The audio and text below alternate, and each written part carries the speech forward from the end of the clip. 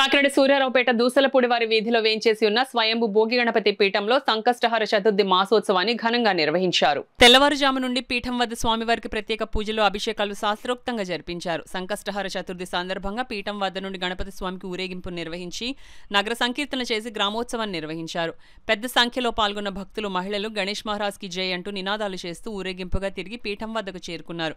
ఈ సందర్భంగా పీఠం ఉపాసకులు దూసలపూడి రమణరాజు మాట్లాడుతూ భోగి గణపతి స్వామివారికి కవచ యజ్ఞం పూర్తి అయిన సందర్భంగా సంకష్టహర చతుర్థి మాసోత్సవాలు నిర్వహించడంతో పాటు శ్రీవారి జపయజ్ఞ పారాయణ కార్యక్రమం వైభవంగా జరిపించినట్లు వెల్లడించారు. ఈ కార్యక్రమంలో పెద్ద సంఖ్యలో భక్తులు, మహిళలు పాల్గొన్నారు. గణపతి పీఠంలో ఇప్పటివరకు 286 చతుర్థి సంకష్టహర చతుర్థి ఉత్సవాలు, యజ్ఞాలు, యాగాలు జరిగాయి.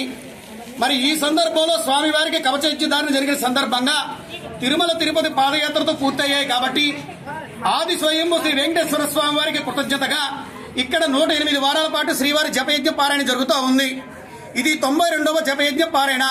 దశావతారాల్లో ఒకటైనటువంటి శ్రీకృష్ణ భగవాను ఈ రోజున ఆరాధన చేసుకుంటూ పంచామృతాల యొక్క అభిషేకంతో, గణపతి సహస్రనామ పారాయణతోటి ఈ రోజు ఉదయం సాయంత్రం కార్యక్రమాలన్నీ కూడా ఈ యొక్క విఘ్నేశ్వర స్వామి వారి యొక్క నగర సంకీర్తనతో పరిపూర్ణం అవుతాయి. ఆ సందర్భంలో ఈ రోజున సాయంత్రం 6:30 చంద్రుడికి ఆర్ఘ్యం ఇచ్చి చంద్రహారతిని ఇక్కడ దర్శనం చేయడం జరుగుతుంది. దాంతో దీక్షల విరమణ కార్యక్రమం జరుగుతుంది.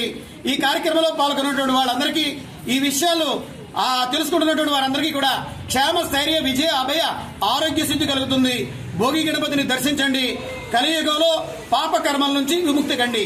ఓం నమో భగవతే వాసుదేవాయ నమః.